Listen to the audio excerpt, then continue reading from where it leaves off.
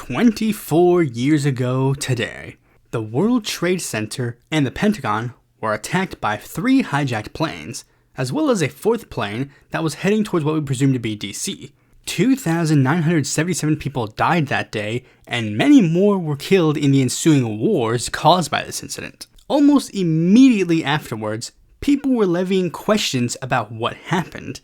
A mere 6 hours after the attack, a chat room message appeared stating, "If in a few days not one official has mentioned anything about the controlled demolition part, I think we have a really serious problem." People were scared and wanted answers to what happened. Some sat endlessly watching the mainstream media hoping they could tell us. Others went to find answers that they don't want you to know. A mere 2 years after the attacks, a couple of amateur filmmakers were doing research for a fictional film they were making about a bunch of friends finding out a massive conspiracy behind 9/11.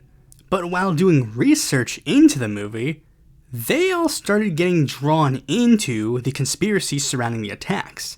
So they would shift the film's focus to instead be a documentary about said theories, and on April 13th, 2005, would release a film known as Loose Change, which would spark a larger movement of criticism of the official narrative about 9/11, getting millions of views on its 7 editions, with the magazine Vanity Fair calling it the first internet blockbuster. While this film can't necessarily be attributed to the start of the 9/11 truth movement, this film was able to take whatever movement that existed and turn it into something way bigger than it was prior. To the point where if I had to hedge my bets, I'd say that a decent majority of the people who grew up in a post-9/11 world, at least at some point, believed in some form of 9/11 conspiracism. And as a person who has grown up in a post-9/11 world, this subject has fascinated me for a long period of time. I was 4 years old when the first edition of Loose Change was released, so this era of 9/11 conspiracism is all that I've known. Literally, when you mention 9/11 to people of my generation, we are more likely to remember the conspiracism surrounding it or the memes joking about the conspiracism surrounding it, more than the actual event itself. A similar thing can be said about the Kennedy assassination. There's way more discussion about a possible conspiracy surrounding it rather than the actual assassination itself. As much as some people might not like it, the cultural staying power of these events is partially helped by the conspiracies surrounding it. You can't really remove discussion of these events without mentioning the long-standing conspiracies surrounding them. And due to this fact, I decided that it would be a very strange honor to use today to discuss this film and try to figure out the very simple question, why did so many people believe it? For the sake of simplicity, I'll be using the so-called Final Cut edition of the film as the specific template that I go over, as it's the longest version of the film, so I felt that it probably presented the most evidence for their beliefs. I might mention bits or pieces of like some earlier versions here and there, because the early versions of Loose Change did have a role to play in its spread. In fact, they are probably way more well known than this version. But I'm just letting you know straight up, this is the only version that I saw completely from start to finish. Nor will this video necessarily serve as a beat-for-beat review / debunking of every single talking point they say, because there's literally so many other people who have done it way better than I can, people who are actually somewhat trusted experts in the fields that are relevant to discuss, or have a much higher poll than I can, and I'll link some of the sources in the description, in a card, or wherever I'm going to link them. But that doesn't mean I'm not going to make fun of some of the things they say, because, let's be honest, it's not that difficult to do. Alright, let's get into it. The first thing I'm going to say is this. Even if you've never seen this film, you know literally every single argument that it has made. Basically every single one of the main things they say in this documentary I had already seen debunked plenty of times over, because those theories are in and of themselves very notable. The claim that the World Trade Center was a controlled demolition, jet fuel can't melt steel beams, the suspicious nature about the hole in the Pentagon, where was the rubble of Flight 93? Nothing really that new that I hadn't seen, brought up, and debunked a million times over. Aside from some minor details that I had to do research on a little bit later, there was nothing really I saw in this film that was like particularly controversial. I mean, considering the subject matter. However, in doing research into the differences between the various versions, I learned that this version had apparently taken out some of their more extreme conspiracy theories, such as them claiming that Flight 93 landed safely in Cleveland and that the 40 occupants just disappeared off the face of the Earth, also strangely implying that there were 200 people on the plane. In fact, one very odd thing is that while they are making a big deal about the strange nature of Flight 93's crash, in the second edition of the film they literally brought up Bellevue Airlines Flight 210, a plane that also borderline completely disintegrated upon crashing, just like Flight 93. And yet they mysteriously removed that part in its follow-up edition. Curious, isn't it? Claiming that 9 of the hijackers were alive. A major find if that were true. Too bad all they did was just say that it was true and nothing else. Them claiming that every single phone call that was done by the passengers of the plane were faked by voice morphing technology, and no longer explicitly claiming that it was a missile that hit the Pentagon, but now more so gives like it could be that, or it also could have been a plane, either or, it could be anything really. Presenting the style that is very typical of an expose documentary. This version, at the very least, seemed more interested in presenting questions rather than answers. The typical way to get people involved and interested in conspiracy theories. Present something that sounds reasonable, hoping that you won't hold it to any further scrutiny. Which is ironic, considering this is the thing that they claim that the government wants you to do.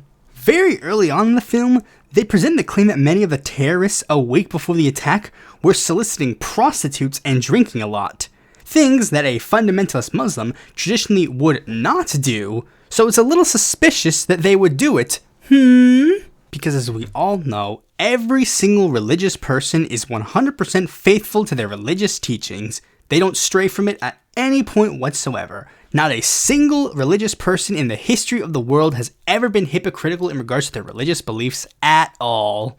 Oh yeah, and the part where they were told to explicitly hide their religious fundamentalism as to not arouse suspicion of the plan, just ignore that part. No, that's not relevant. Another funny thing in the documentary was them bringing up the fact that one of the pilots apparently wasn't the best student in pilot school. So how could he have done what he did? He might not have been the best student in pilot school, but he did pass the class, so he knew how to fly a plane, and to be fair, he didn't have to fly it for that long. I don't think you really need to be an expert to do that. You don't need Danica Patrick to park your car between 2 trash cans. Well, if that didn't convince you, well, how about the fact that there were many fires within the World Trade Center prior to 9/11, and yet the building was fine. But only when this fire happened, the steel beams collapsed the tower.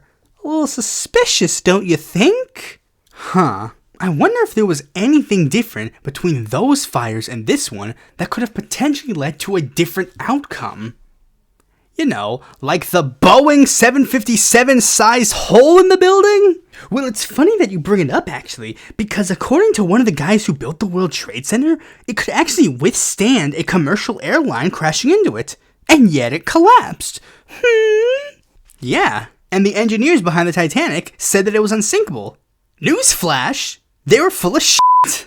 Oh yeah? Well, how about all these engineers, scientists, and politicians who have raised questions about the attacks like us?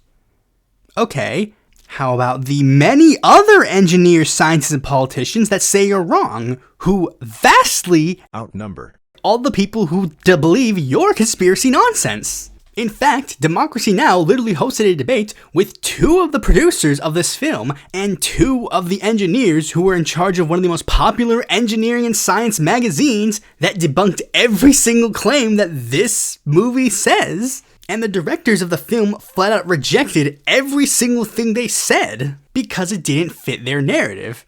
And yet somehow we're supposed to take all of the people that they cite in their film as completely infallible. Almost as if they don't actually care about the evidence and are only interested instead in getting an appeal to authority for their BS. Another way that they did this was where they had this really strange pattern in the movie where they're willing to take some people completely at face value but only sometimes. They seem to completely 100% believe Osama bin Laden's rejection of involvement with 9/11 without much resistance. But then, they completely deny his later confession of being involved with the crime, and in fact, even go so far as to use his confession as further proof that he didn't have involvement with 9/11, as they cite the fact that Osama bin Laden's most wanted poster didn't have 9/11 on it. And one early online journalist called the FBI up and basically said, yeah, why is it not on the list?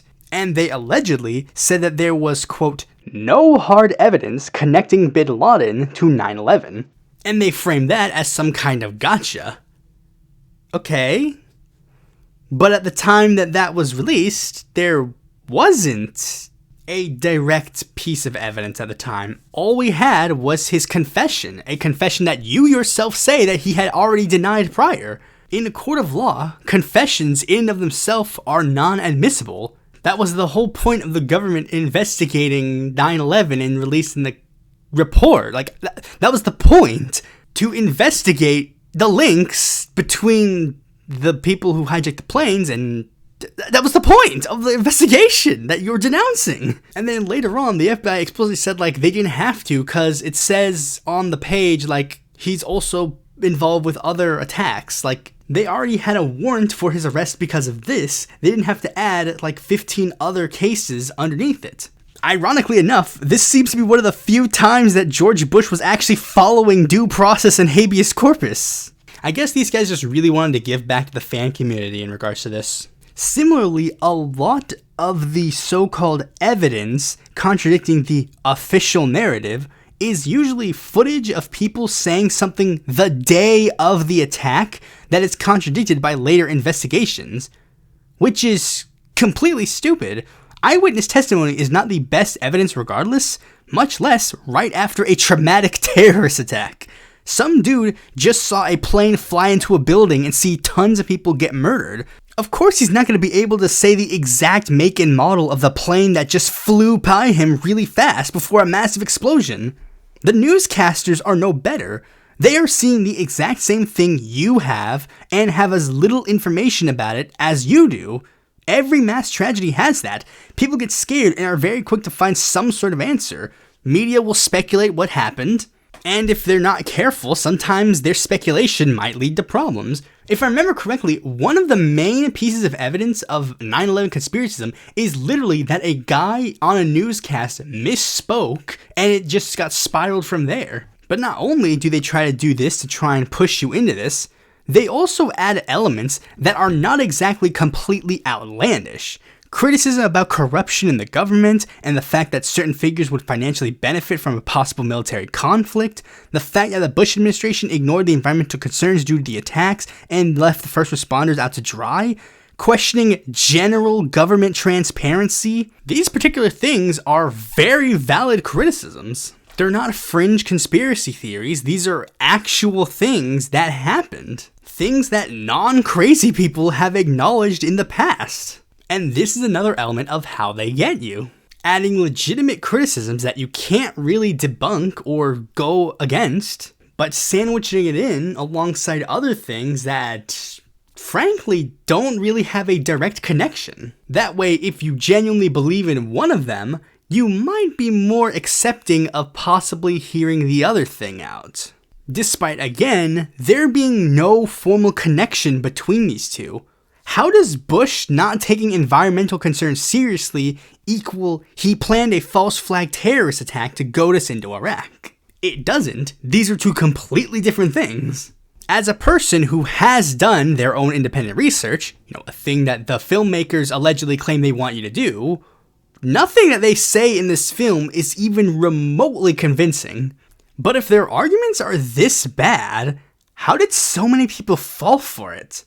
Well, one thing a lot of people say is how the film was put together, and while that might be true for this version, I saw a little bit of the first version and, well, it's not even that well put together of a film. To be blunt, it's almost as good quality as my content. And I don't mean 2025 content, I mean like 2018 content. So that can't be it.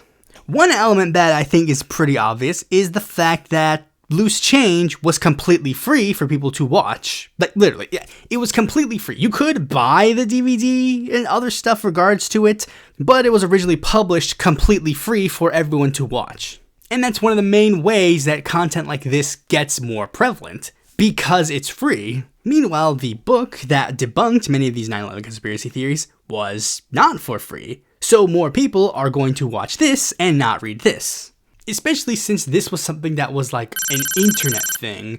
As I mentioned in the video essay that I made a while ago in regards to the internet and its political trends, the internet was kind of starting to become a big movement around the time this film got released. It's when the internet became a lot more mainstream. So naturally, as more people gravitate towards the online space, more people were in the position to watch this movie, especially since there was a bit of the, psychological reason of being part of a counterculture. Speaking of, that ties into one of the biggest reasons why this film was really popular and why many people fell for it despite it not being the best. And it also stems from something I said very early on in the video.